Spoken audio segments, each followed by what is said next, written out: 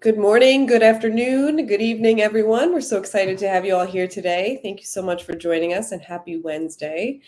I'm Erin, and I am the VP of Communications here at Interact. I'm very excited to be introducing our guest speaker today. I had the joy of meeting Julie in person a few months back, so excited to introduce you to her this morning/afternoon. Before we get into that, though, I do want to talk a little bit about this topic. So turning good managers into great communicators is something that I've been hearing a lot more about over the last few months. Every time I speak with internal communicators at events or conferences, this is something that's top of mind, and it's not necessarily an easy thing to do. So getting these tips from Julie, I think, will be very useful for folks today. Good managers and line managers, middle managers are an often overlooked but very important part of the communications strategy. So I'm excited to hear more about what Julie has to say. But before we get into that, I do want to do a couple of quick housekeeping pieces. So let me start with, sorry, that's me. I'm going to tell you a little bit about Interact. So we are an employee experience platform. We serve mid-market and enterprise organizations across the globe, specifically in North America and EMEA, but also in other regions, and help them with important things like knowledge sharing, building culture. And we work with a lot of really great brands. As you can see here, this is a very small sample of our customer base. We'd love to chat with you some more. You're not going to hear a lot about Interact on this session today, but please let us know in the chat or at the end of the session if you have some interest in hearing more about what we do. We would absolutely love to chat with you today. A little bit of housekeeping. So we have a great platform here. It's called Big Marker. It really helps you folks be involved in the conversation and be a part of this session. So please don't hesitate to drop into the chat. We'd love to hear where you're from. We love seeing where people are dialing in across the webinar sphere. So drop in a little note. We see some folks already dropping it in. I personally am coming to you live from Boston, Massachusetts, where it is very hot and steamy today. But let us know where you are as well. And if you have any questions, you can see the Q&A tab on the right-hand side. Feel free to drop your question in there. We're happy to get to as many as we can at the end of the session. If you see a question that you really want us to answer, make sure you upvote it, because we are definitely looking for those more popular questions to make sure we address as many as we can at the end of the session today. So we will indicate when Q&A is ready to start, but don't hesitate to drop your question at any time. And with that, I'd love to welcome Julie. Julie Barron is the principal at Communication Works. She's been an experienced professional communicator for more than 30 years. She's a brilliant and resourceful communication strategist. And one of the things I love personally about Julie is that, she's been all over the US, Chicago, LA, East Coast. But one of the things that she and I bonded over when we met in Chicago last year is that we have a Buffalo connection. We are Buffalo Bills fans, and I love every Buffalo Bills fan. So, Julie, I'm excited to have you tell us more about manager comms today, and thank you so much for joining us. Thank you for having me. I really am excited to be here, and just seeing in the chat where everybody is dialing in from, so to speak. It's really exciting. U.S. Global audience here. I'm in Chicago, as you said. I love the Buffalo Bills, and I see Lorraine also loves the Bills. But want to say that I'm in my 30 years of experience have been doing global comms all this time as well. I've been across the pond. I've been doing work in France, in Germany, in Puerto Rico, all over the place.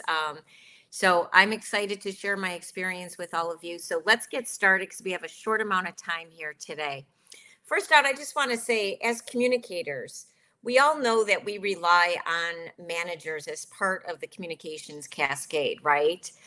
We rely on them to share information, to help us keep a pulse on employee sentiment, as well as many other things.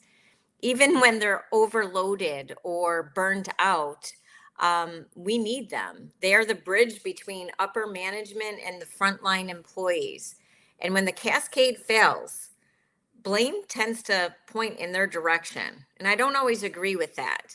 So today I'm going to take a closer look at this critical channel, who I also believe is our partner. And most important, I don't know that all of us look at them as a customer. To ensure that we all have the right elements in place to get the most out of the cascades that we're depending on. I'm going to share strategies and tactics that you can use to help you better serve leaders, managers, and employees, to help you improve engagement levels, to retain talent. These are all the things we're wanting to do in an organization, right? In good times and bad. To accelerate your business performance and enhance your influence across the organization. So the success of this workshop is going to depend on your participation. So use that chat as you were talking about earlier, and I see you're all still chiming in on where you're calling in from. I'm going to have information to present, but I'm also counting on, conversation with you. A little bit more about myself. I have been in the field for 30 years, as mentioned, and I have done both internal and external comms.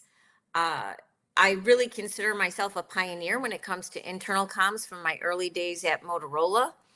I've served on multiple change management teams to help organizations transform organizations, including Estella's, Walgreens, UKG, Lawson, and many other big brands that you would recognize. I've helped thousands of business leaders and employees improve their skills when it comes to communication, whether it's through training, coaching, strategic planning, and program development. I understand the challenges that you guys face as well as those faced by many of your stakeholders. I've worked at Motorola and NEC and for the last 20 years as an independent consultant. Had a little bit of a short agency stint right out of college, but that's enough about me. So let's get started and dive into our content. First and foremost, I want to share some stats with you. These are really important. Only 13% of employees in Europe are engaged. In the UK, there's only 10% who are engaged. The US is a little bit better off with 32% of employees engaged. This is all from the Gallup State of the Workplace 2023 report.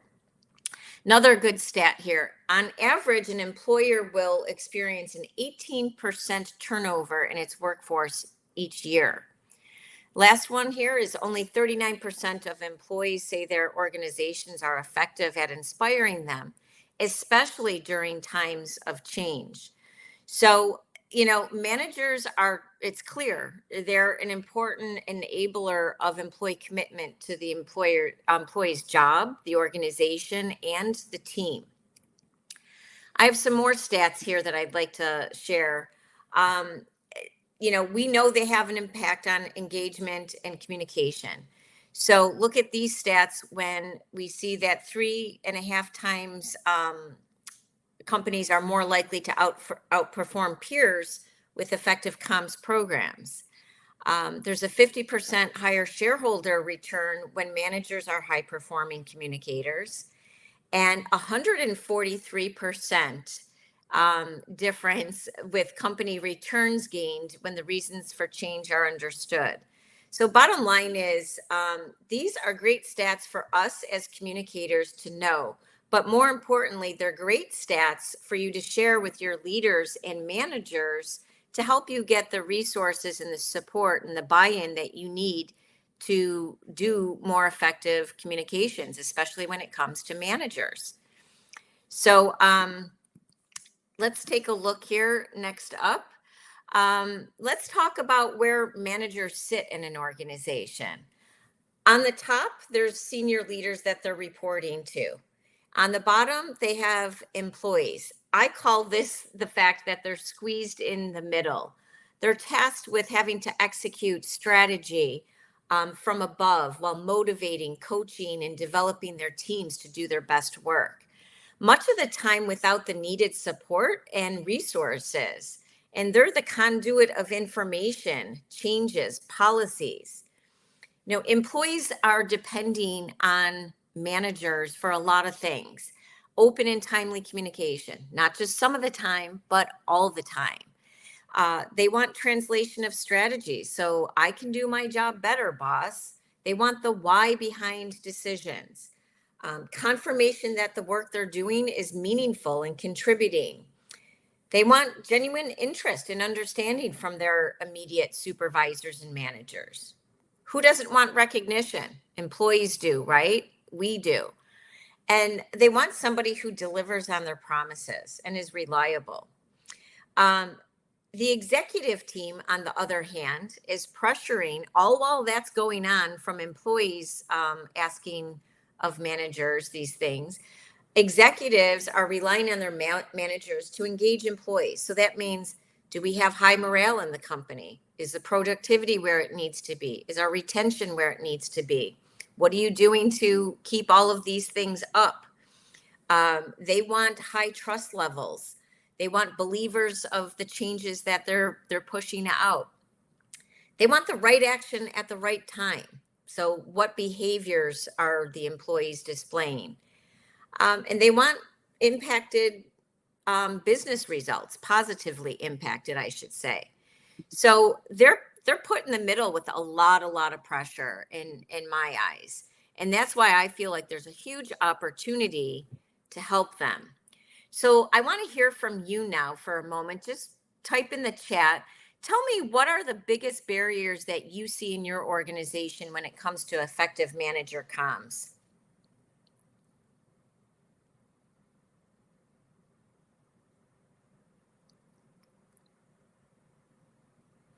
I'm going to give you another minute to think about it. Time. Yes, that is one of the biggest complaints that I get in the communication assessments that I do. Visibility is another challenge. Excuses for time again. Yeah, I'm tracking with all of you. Lack of support. So lack of direction or support. I hear a lot of times in the assessments that I do, people saying things like, no one told me to do this. I'm not sure how to or when to or what to say. Or I sometimes even feel like I get the comments of, it's not my job. I thought the communications department is doing this. Or senior leaders talked about this in the town hall. So why do I need to? So there's that lack of understanding. There's also lack of accountability. Sometimes I hear in focus groups managers saying, well, no one's going to know if I don't do it. And I'm so darn busy. So why bother? Or, oh, the pace of change is so great that why take the time to communicate this when they're going to change again? It's a waste of my time. I also believe, and this is one that's not admitted greatly or widely, that sometimes folks just simply lack some confidence in their skills or abilities when it comes to communicating, even if it's in a small group with their department of 10 or their warehouse of 50. Versus 1 to 100 or higher. So and then it's hard work, right? Communication is not easy. So outside of concern about competencies, it's just hard work and it's more work.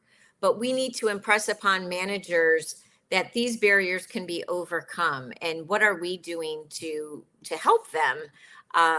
So let's talk about a framework that we can use.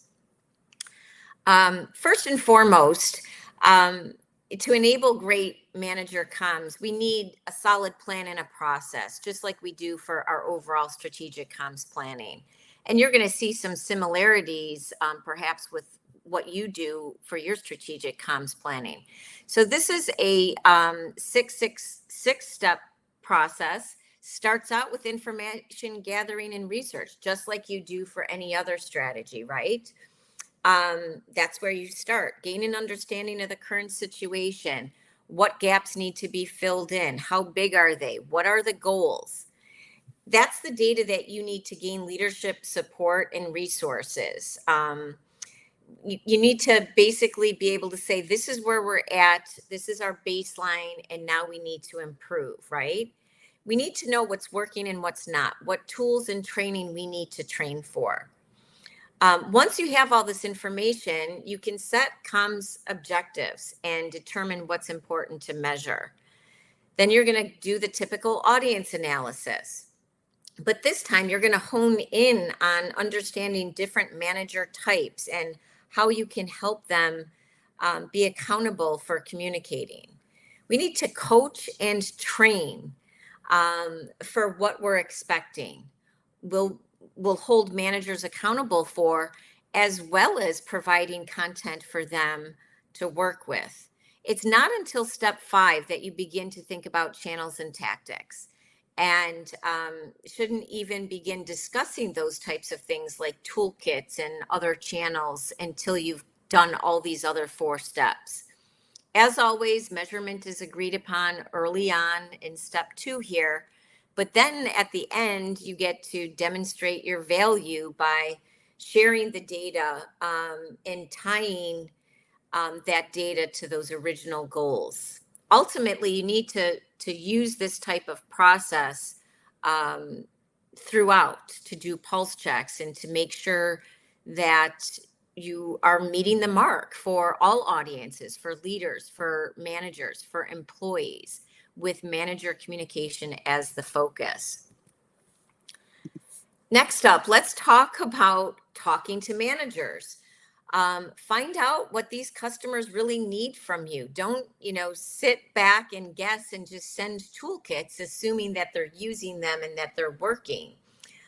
Think about, is your evidence or information based on, is your information based on hard evidence or assumptions? If it's assumptions, get out there and talk to those managers. What do they really think internal comms does? What do they think their role is? And remember, we have to work hard to understand this channel, this partner, this customer, just as hard as we do senior leaders and employees. And the reason is they also have the power to listen, ignore, delete, read, understand, or take a different meaning than we intended, to take action or not. So in other words, if you're pushing out toolkits for every new initiative and program and not knowing if it works or not, or if they're using it or not, there's a big gap there that we need to understand, the current state of affairs. So what do they know, believe, and do, and why? Are they connecting the dots for their employees?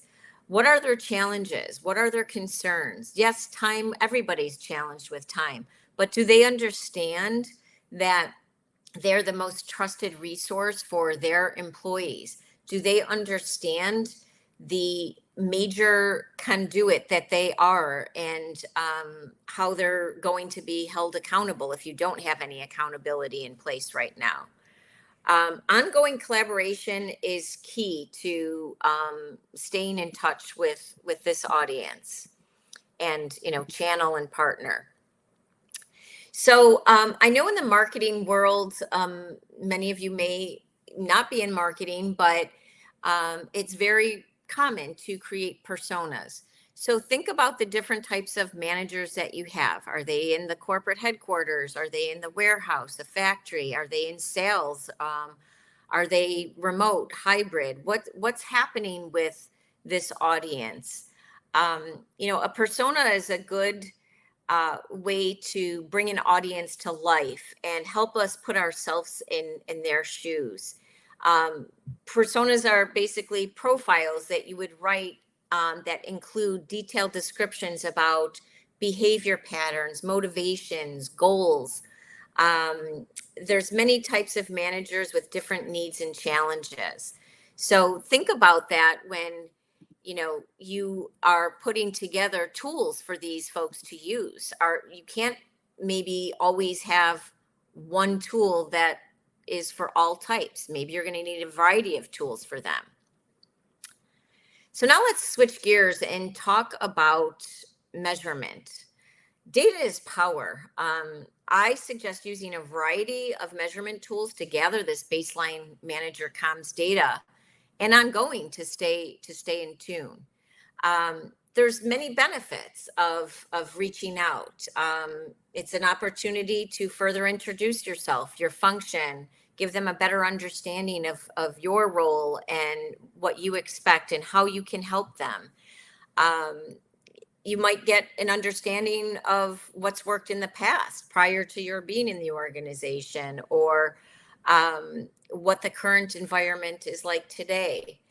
You might gain an opportunity to compare yourself to others in the industry, um, conduct that gap analysis. There's a lot of good data that can be gained by reaching out to our audience. I do want to share an example. A few years ago, I did an assessment for West Marine, and took a 360-degree look at communications with manager communications questions key, that were asked not only of managers, but of employees and senior leadership. And we looked at all regions, all functions were represented with a combination of interviews, focus groups, surveys, observation, and benchmarking. And we talked about the overall communications environment. We talked about messages. We talked about channels, needs, wants, preferences. And I just gained a wealth of information that I could use to develop a strategic communications plan to improve, and with a special focus on manager comms. So using good quality data helps you uncover a lot, as I've said, as well as what managers need from communications and training to be better communicators. So if you haven't already done something like this, consider, doing so, tapping into perhaps marketing partners, HR partners to do so, or reaching out to an outside source, knowing that oftentimes when you use a third party for this type of measurement activity, you get very, very good, open, honest feedback, because sometimes folks are hesitant to share that with somebody who's internal to the company. So as I said, you have a lot of different tools at hand to gather data. And some which might be very informal, like doing walkarounds, walking through high traffic areas, listening to what folks are saying in a chat, like a tool we're using today, or looking at what people are saying after an all hands or a town hall type of meeting. What type of feedback is coming in? Consider both quantitative and qualitative measures.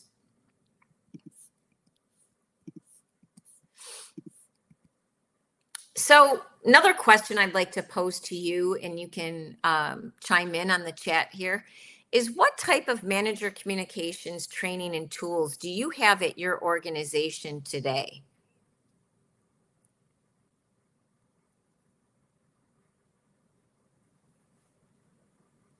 And perhaps you could also tell me, who is it that you partner with in your organization to create these tools?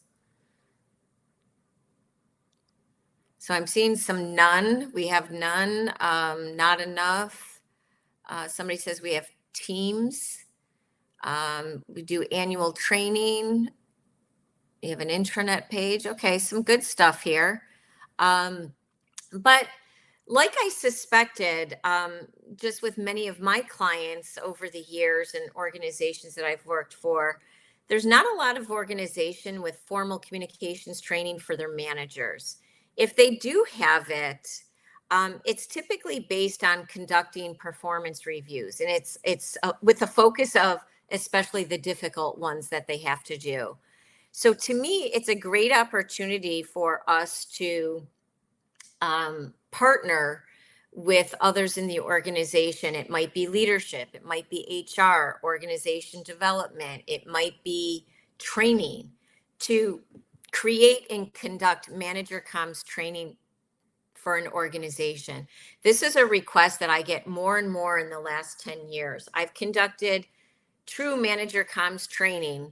When I say true, it's more than talking about performance review communications for organizations including Granger, Lawson Products, Molex, Proof of the Pudding, some smaller companies that you might not recognize, for Walgreens, many organizations. Westpath is another one.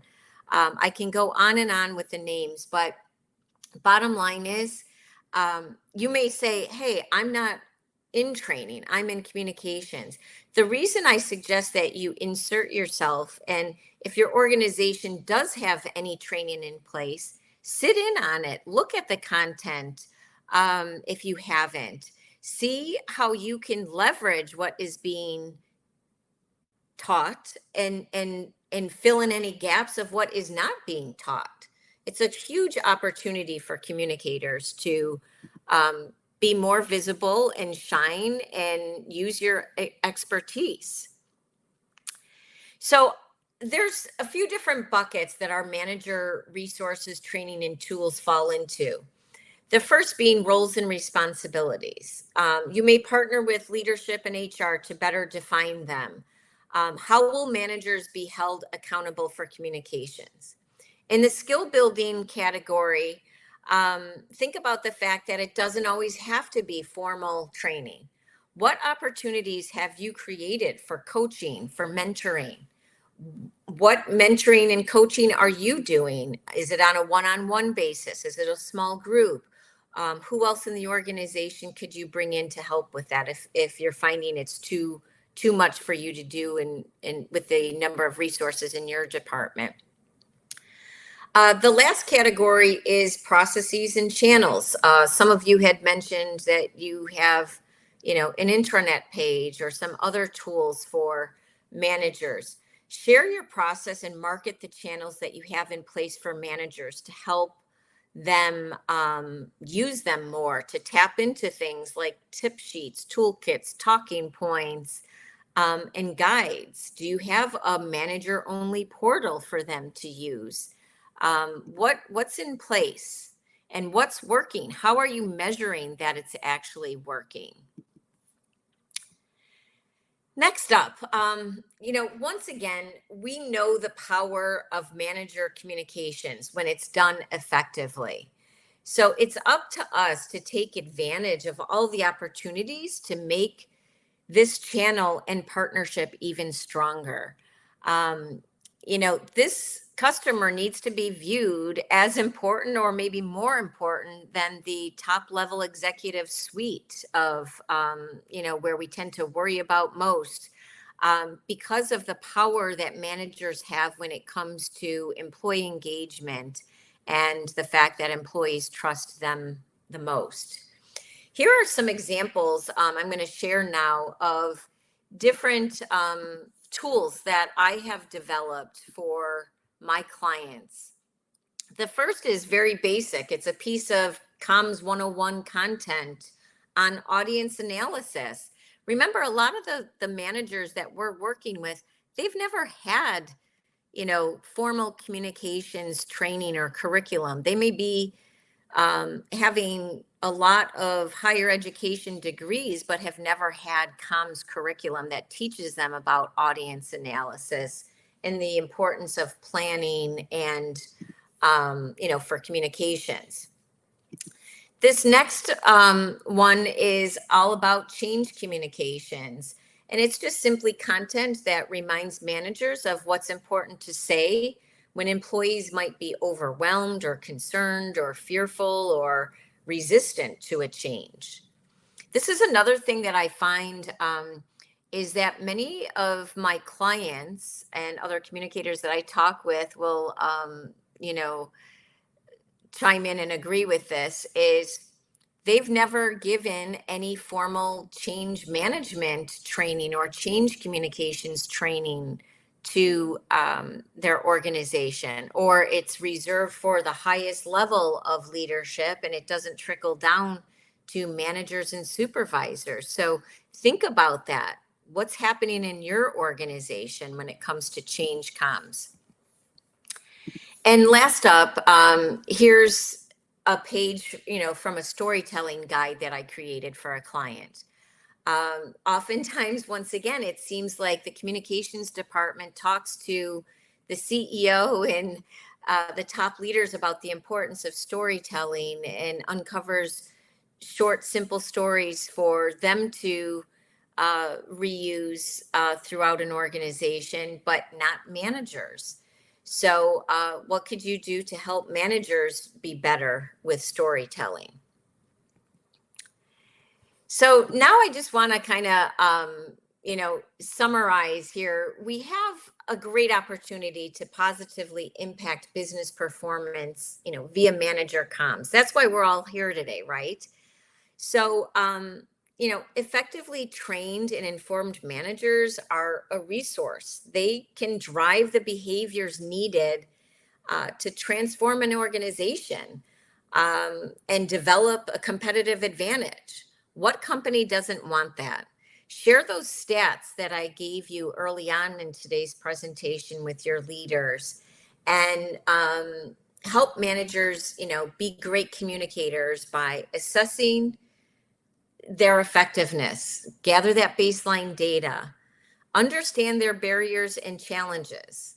If you haven't really sat down and talked to them about them, dig deeper. When somebody says time, find out why it's time. And do they understand if they communicate more, they might open up their calendar to have more time available to them if they are a better communicator.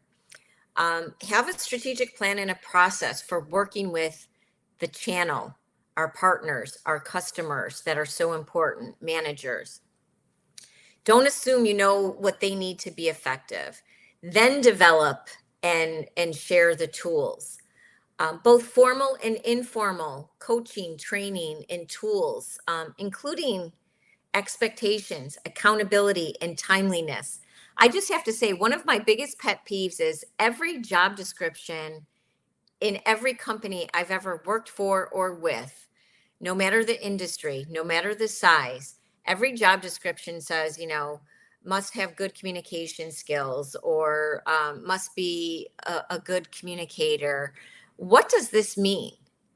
We need to have more specific, detailed descriptions of roles and responsibilities to better understand who's doing what and how people are being held accountable. Are they accountable in your organization? What happens to the people who do great communications and those who don't? Are there repercussions for those who don't communicate what needs to be communicated? Don't forget that measurement, and accountability falls into that. Make sure you have really good, strong feedback loops. So, are you taking important manager comms measures to leadership, to managers? How are you using it in your communications department? One of the things that I hear from senior leadership often is when I ask them, "Oh, you said that you depend on managers to cascade your goals and changes. How's that going for you?" And then I get a blank stare, and they're like, "Oh, well, I don't know. The comms department hasn't really told me, or I'm not sure. I assume it's working. I told them to do this, so I'm thinking they're doing it." So, how can you fill in any gaps around those feedback loops? And last but not least, you know, we know when change happens that we, the communications department, leaders, as well as managers, need to be more visible. Unfortunately, during times of change, leaders sometimes and managers shy away from communications because they're concerned about not having all the answers, and there's a bunch of other reasons. But remind them of the importance of being very visible during change. And if there's not enough of the right channels or just channels in general for them to be more visible, what are you doing about that? And I guess the real last but not least is recognize great manager communications. Can you leverage those who are role modeling and doing the best job to perhaps create some type of healthy competition and get others that aren't on the manager comms wagon yet to join in? So with that, I'd like to just open up to any questions or comments that you might have about manager comms. You can put them in the chat here, and I will do my best to respond. Awesome. Thank you so much for that session, Julie. That was great. We're going to start with a question here from Kirby. Kirby asks, how do you measure or gauge the success of manager comms? And how do you measure if there's saturation or overload? How do you measure, gauge a manager comp? Okay, well, um, the tools that I shared with you, both quantitative and qualitative tools, whether that be interviews, focus groups, surveys, those are some of the many ways that I measure manager comms.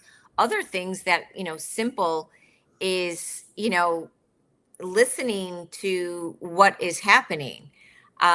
If you push out toolkits and they're on the portal, the manager portal to be downloaded, and you see 5 downloads instead of 50, that you have 50 managers, then that's a measure. Maybe it's not being used. I see somebody's asking if the slides will be shared after, and I believe that you're going to get the recording to Yes. this. Yep, absolutely. And we have another question here from Gina. She's asking, do you have any favorite books or websites about best practices with this topic that you would recommend, Julie? Well, a book that I recommend often to, communicators and, I guess all different audiences, communicators, leaders, and managers, is the book called Made to Stick. It's by Chip and Dan Heath. They've also written another book called Switch, which is good for change communications. So those are two quick, easy reads. The Made to Stick is all about getting your messages to stick or be more sticky and memorable. And they use examples from the external world. So, for example, one of the scenarios in the book is taking Southwest Airlines, the safety messages that we all have to listen to when we get on an airplane, how Southwest Airlines was the first to add humor to it because nobody was listening. People were tuning out, and how they use that tactic to get attention. So I think it's a great book because it has examples that we could all relate to, no matter if you're a CEO, a manager, or a communicator. And the other book, Switch, is great for change as well to share with managers. I've got those written down on my notepad. Thank you, Julie. No problem. Next question is from Joanna, who's really asking for large organizations, how this can scale up to hundreds of leaders, especially across continents. So can you give a little more scaling advice, Julie? Yeah. Well, I've worked with organizations where we've created things like monthly call-ins for, more remote and, on the road types of managers, like sales management, where it's like, there's a good old fashioned dial in number because they're on the road and remote and this and that, where it's like, this is what's happening. This is what's most important to communicate. These are changes, it's just a quick run through. And then also tell us what employees are, how they're reacting to this change. It's very short. It's a half-hour thing that happens monthly with one of my clients. That's maybe not a formal training, but it's a formal check-in, and it elevates the importance of communicating. It's the, senior executive heading up global sales for this company who basically runs this monthly call with his, sales managers or leaders across the world. There's other things that you can do, like with Granger. I helped create out of their, 6-week manager training program. I developed, one day that is focused on manager communications. And then basically when I developed it, I did a train the trainer with the Granger trainers so they could teach that section of it. So once again, it's who can you partner with to, find where the training and coaching can happen. So that was a program that's already in place. We looked closely at it and it's like, okay, this is good. It has these things on performance reviews. It has these things on, decision making, but it didn't have, the stuff that we're talking about today. That's great. Another question here from Hannah, who says that they're really struggling with the cascade in the layer between senior leaders and managers, directors. So in that specific layer, do you have any advice for that? And should it be more two-way? Is a two-way comms more well, to me it needs to be more than two-way. It needs to be up, down, and it needs to be cross, different functions too. So if there's this gap that maybe the lower level managers are doing it but the directors aren't, uncover the why. Are they not being held accountable enough? Are they depending on managers thinking senior leaders said this, my managers are going to do it, I don't have to? um, how could you recognize some of the directors that are doing well with it and use them as a person to leverage and get other directors to join in? Yeah, I think that's really important. Having shining examples showing how it can work well. Yeah, and it's kind of odd to me, that layer in between, oftentimes I find that the accountability piece is the biggest problem in organizations. Everybody's assuming somebody else is doing the job or they did enough. And, that definition of roles and responsibilities, I've developed comms plans where it is specifically laid out. And this is going back to 30 more years ago at Motorola. This is what it means for senior leadership. These are the kinds of things that you are going to be doing when it comes to communications and employee communications, external communications. This is what you will be doing as a director. It needs to be specific.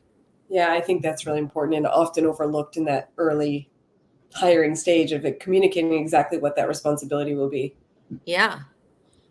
We've got a question here from Lena, who says that one reason for effective or ineffective manager comms was mentioned earlier, which was time. And how do we make sure that the information is attractive to the target group and that managers are not overloaded? I think you talked about this a little bit, Julie, but I think, weaving in that time element, making sure that you're helping them to prioritize with the limited time that they have, that this is something that's important. Well, I think we need to remind ourselves of the fact that communications isn't the only department sending managers toolkits. And they're getting a toolkit from HR that says, oh, it's performance management review time. Make sure you communicate this, do this. They're getting HR sending, oh, it's benefits enrollment time. You better communicate this. Here's your tools to communicate and get people to opt in for their benefits or change them. So are we working with other parties in the organization to time out when things are being sent? If you're a manager sitting in their office or in the warehouse and you're getting bombarded with toolkits from every function in the company, you're going to be like, yeah, right, can't do this one, only have time for this one. So think about who you're partnering with to time things. Also, a lot of times when I do analysis and closer look at what the communications department is sending to managers, it's like, here's your key messages, here's a PowerPoint, here's a this, and it just goes, but it doesn't have a detailed timeline that says by this day you need to do X.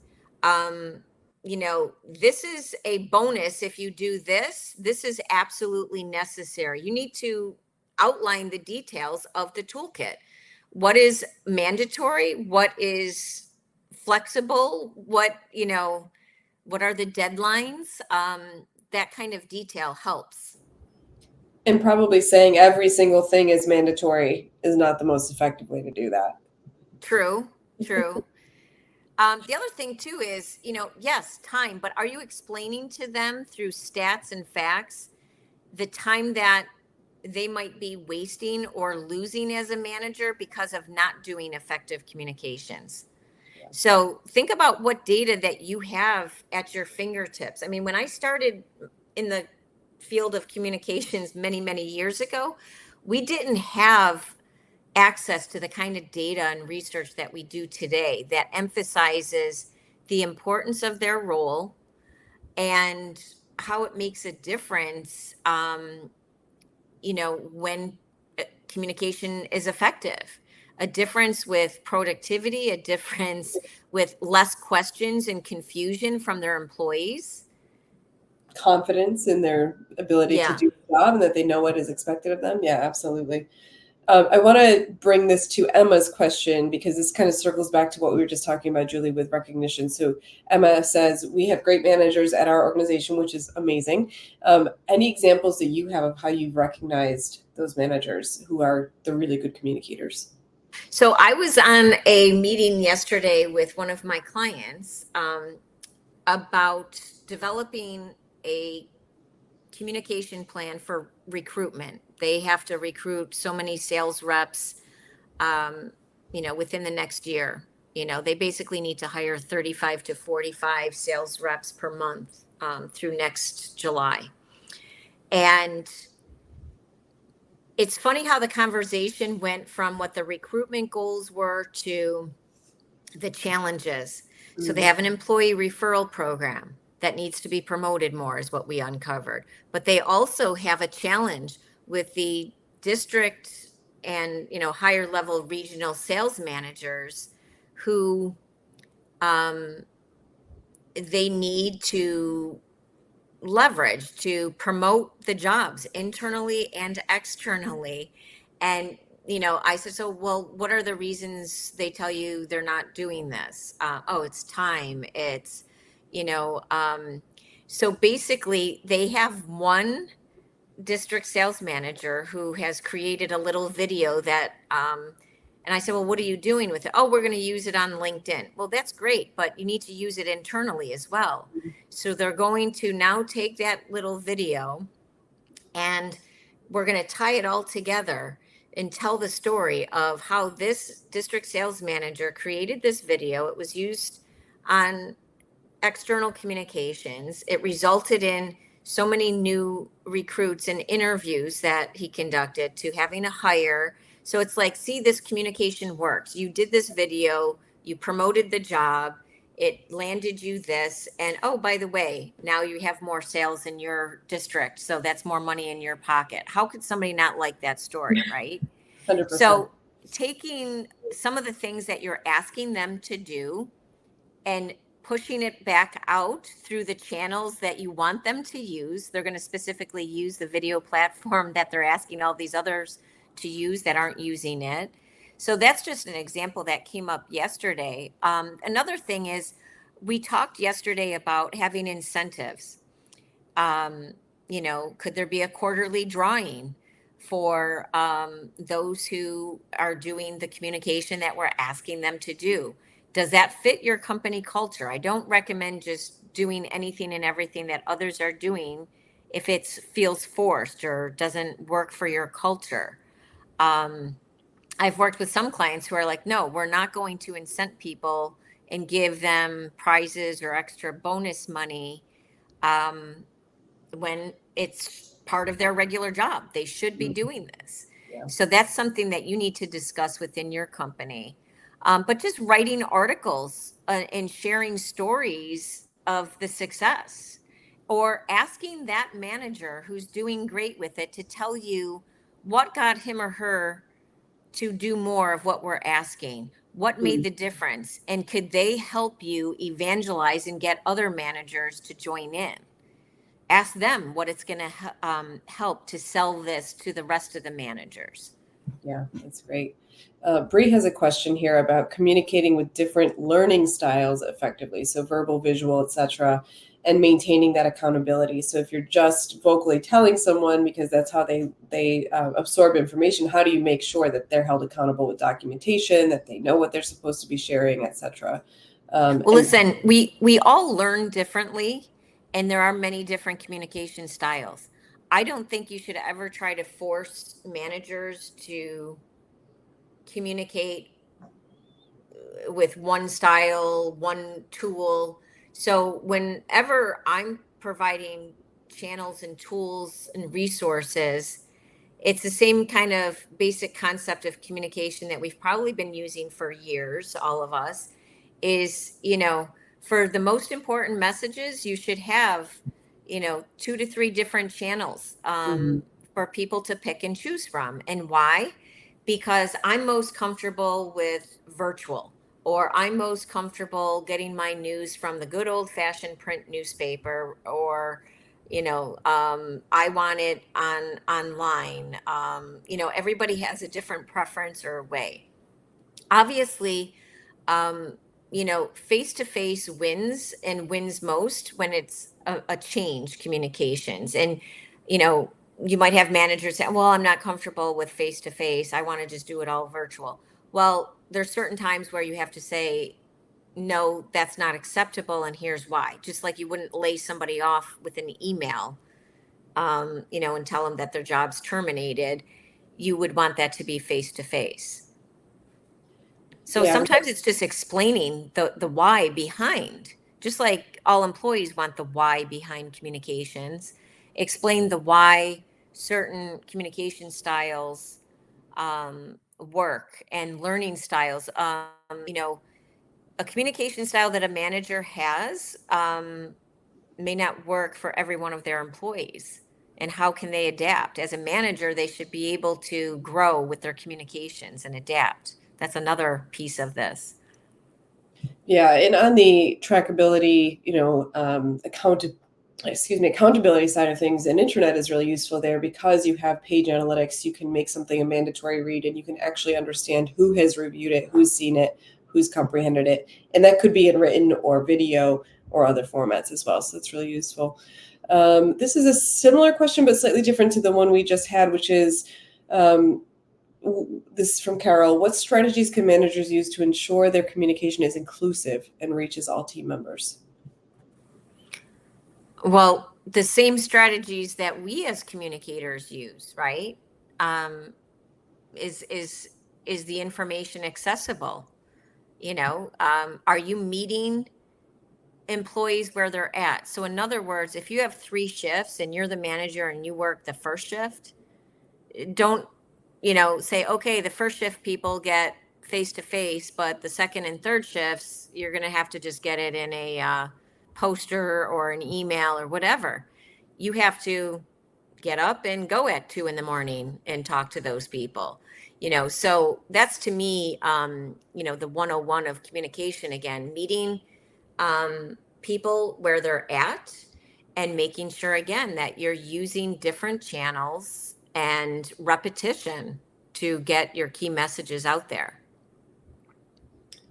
Great. We have a question here from Sarah who wants your opinion on adding manager comms as a goal or performance review standard. What are your thoughts there? My thoughts are, the more formal your accountability is, the better. But true follow through needs to happen. So that's why you may need to, partner with HR and leadership to decide what fits the culture and what are you going to really follow through on.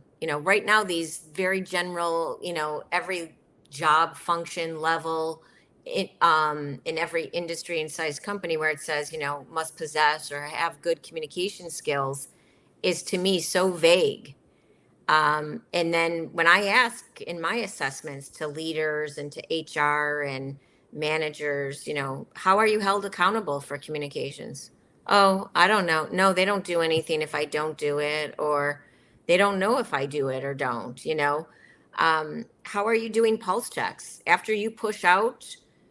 Say your CEO, he or she, says there's this change and we need to communicate this new policy, program, initiative, whatever it is. And, they're wanting managers to cascade this. Are you going and checking with employees and saying, hey, did your manager talk to you about X? Mm-hmm. That's a simple tool. You can do some random phone calling, emailing to do little pulse checks. How did they communicate it to you? Did they use that PowerPoint? You could find out. Did you provide a PowerPoint in a toolkit or a video that they were supposed to use? And maybe they did or didn't. Julie, I think we've got time for about 2 more questions. So I'm going to max this one from Eleni, who says, you touched on personas in your presentation. What profiles have you used that work well? Well, I've used a wide variety of profiles, and they're based on, who my clients are. So, I've mentioned, my one client that has a big proportion of their employees are sales reps. So, and at that company, there's mainly sales reps, warehouse workers, and then there's the corporate offices. So those are 3 profiles that I've used. I've also worked with organizations where there's different types of factory workers, and I've worked in another organization where it was heavy, with collections people in an office, and that was very interesting from a standpoint of their different background from an education level, um, what their needs and wants are. And one thing actually about that organization that I worked with in developing tools to help them is we looked closely at the training that the collections workers got. And this whole communication came about because they have a very high turnover rate with this type of worker, and they were trying to combat that.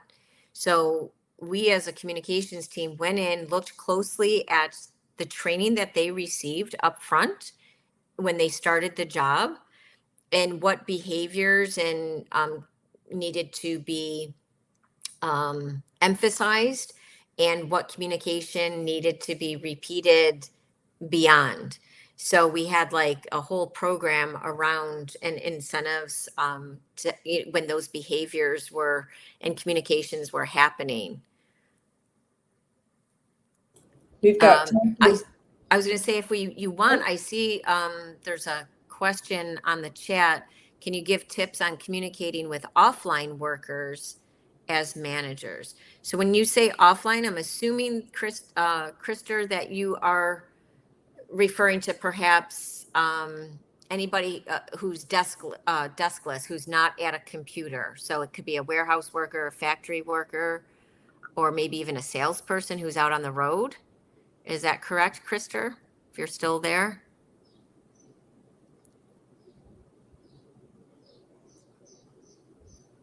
Krister, I think we'll have to pick that one up after. Yeah, I was just going to say, or I can just assume that that's what you mean, and I can answer the question based on that.